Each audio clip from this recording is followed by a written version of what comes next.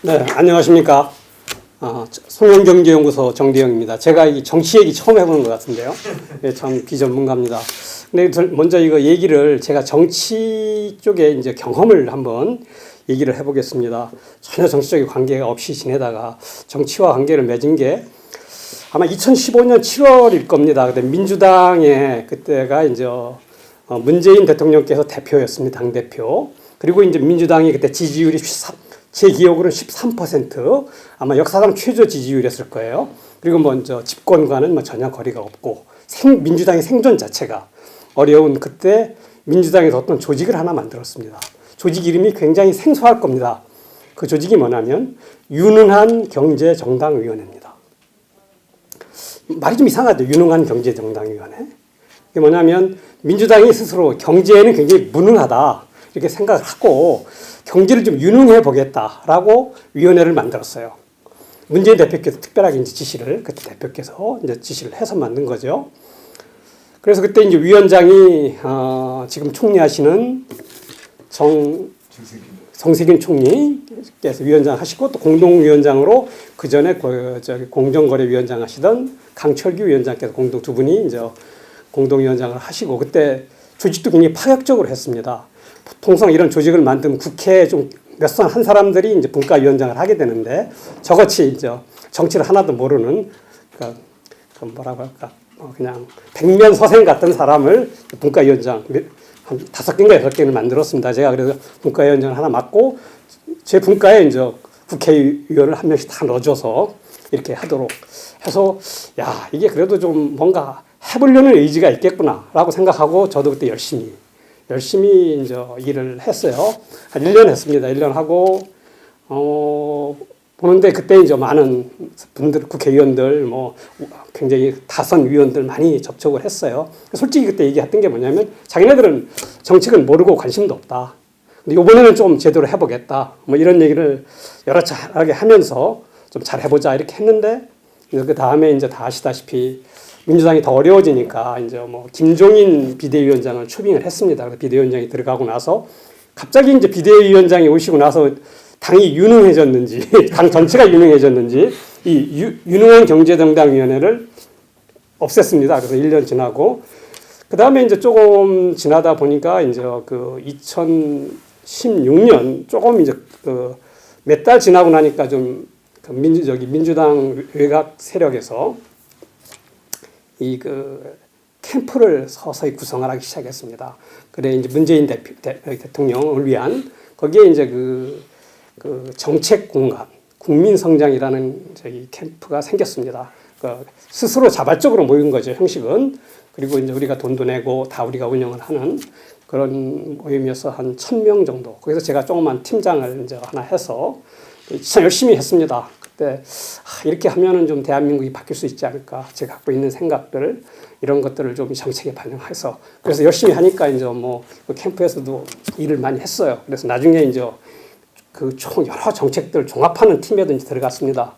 그래갖고 뭐 지금 이 국정 과제 주제인 우리나라 국정 주제가 뭐인가 국민의 나라 뭐 정의로운 대한민국 이런 게 우리 대한민국 현재 국정 과제 주제입니다. 국가 비전이죠. 그리고 뭐 국민이 주인인 정부, 뭐 그 다음에 더불어 잘 사는 경제, 뭐 이런 식으로 5개 과제가 또 있고 이런 거 만드는 것도 제가 다 했고 제가 다 한 건 아니고 한 팀이 돼서 했습니다. 근데 결국 지나서 이제 이게 정부가 선거를 승리하고 정부가 지나서 보니까 이런 그렇게 고생했던 정책들이 결국 이런 아까 말하는 좀 기억도 잘 안 되는 어디 다 써 있긴 한데 책이나 뭐 정부 기관에 가면 다 써 있는데 그런 그냥 완전히 그 의미 없는 구호 그런 것만 남고 정책은 사라진 이런 상황이 이제 됐고 또 이제 현재 대한민국의 상황을 볼 때 뭐 경제만 이제 지금부터는 경제를 본다면 뭐 과거 이명박 박근혜 정부랑 별 차이가 없어요. 오히려 뭐 집값을 보면 더 나쁘게 된 상황입니다. 그러니까 경제 문제는 좋아진 게 없고 더 나빠진 게 더 많다. 이렇게 이제 보는 게 많은 거고요. 아마 역사를 길게 보면은 아마 이 문재인 정부는 그 경제 문제에서는 특히 부동산은 완전히 실패한 정부로 뭐 인정을 될 겁니다. 이거 참 장기적으로 많은 국민들한테 고통을 줄 거고요. 국민 경제도 피해가 클 겁니다. 이렇게 이제 한번 제가 그 경험이고요. 그 다음에 저는 잘 정치는 모르지만 정당이라는 게 무엇인가를 잠깐 생각해 봤습니다. 정당은 그냥 어떤 이념을 가진 사람들이 그것을 실현하기 위한 정치 결사일 겁니다. 그러니까 이념이 뭐냐면 그 어떤 그 정당의 정강과 정책이 될 거고, 그 다음에 그걸 실현하려면 정권을 획득해야 되겠죠. 이 두 개의 수레바퀴가 있는 것 같다. 정강 정책이라는 그런 하나의 수레바퀴가 있고, 또는 정권 획득이라는 또 하나의 그 바퀴가 있는 하나의 수레가 정당일 거라고 그렇게 가는 건데, 우리나라의 정당을 제가 짧은 경험을 해서 본다면 한쪽은 없어요. 그냥 정책이라는 건 실질적으로 없다. 그리고 정권 획득만. 그러니까 정치공학이나 그 어떻게 해서든지 정권만 잡겠다라는 생각만 갖고 있는 사람들이 거의 대부분 현재의 정치인들이다 이렇게 생각을 합니다. 그러니까 뭐 당선 가능성, 정치공학 이것만 하고 정책은 외주 주거나 갖다 필요하면 쓴다. 그러니까 결국 국민의 입장에서 본다면 그 정권이 그 정권이다. 결국 뭐 정권이 바뀌어도 국민의 실적 삼은 거의 없어요. 사람만 바뀌는 거다. 저는 이렇게 보여집니다. 그러니까 이제 그러면 이제 또 뭐 지금 현재 그 정권을 잡은 이제 민주당을 보면은 또 그렇고, 그럼 또 다른 정당 뭐 지금 과거 그 정권을 잡았었고 지금 야당인 뭐 통합당을 보면은 뭐 거기도 뭐 비슷해요. 똑같습니다. 뭐 그 다음에 이제 또 그러면은 조그만 신생 정당들 를 봐도 거기도 별로 정책에 대한 준비는 거의 안 돼 있습니다. 제가 뭐 많이는 못 해봤지만 제가 접해본 범위 내에서 이렇게 본다면 뭐 지금 우리나라의 정치 현실은 조선시대의 당파 싸움보다도 못합니다. 조선시대 당파 싸움은 그 이념 뭐 그런 건 오히려 또 지금보다 더 확실했던 것 같아요. 뭐 그렇게 보인다고 이제 생각을 합니다.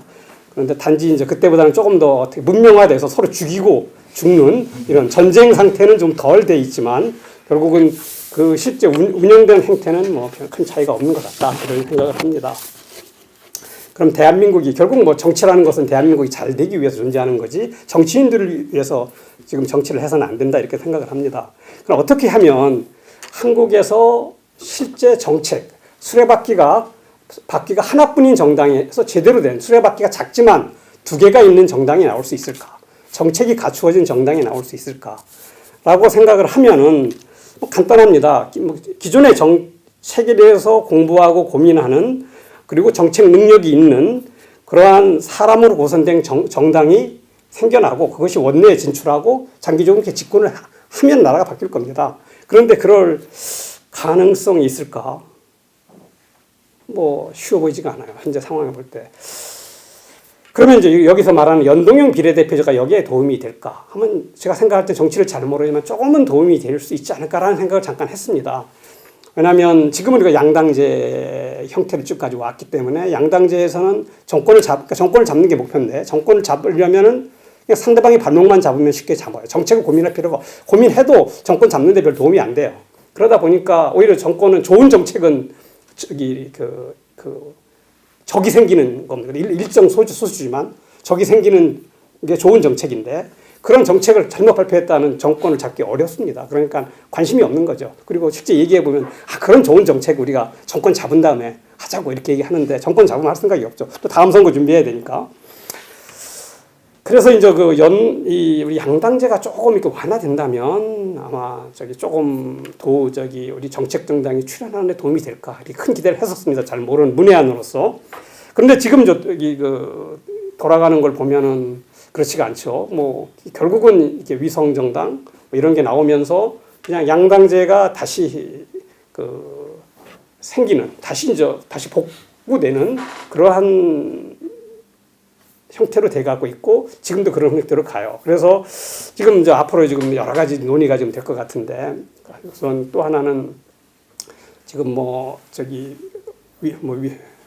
정치 개혁 연합이라고 하는 어떤 시민단체가 주도하는 그런 위성정당 이런 비례 전용 정당이 하나 생길 거고 또 다른 형태에 생길 수도 있고 지금 어떻게 될지 모르겠는데 결국 이러한 지금 어찌됐든 잘못 운영되고 있지만은 이 도입된 준연동형 비례대표제가 정책 정당이 출연할 수 있는 어떤 그런 방향으로 조금 운영된다면 한국 정치 결정에 발전이 되지 않을까 생각합니다. 저는 사실 뭐 어느 진영이 이쪽 진영이건 이쪽 진영이건 지금 와서 보면 사실 국민의 입장에서는 큰 차이가 없는 것 같아요. 그렇기 때문에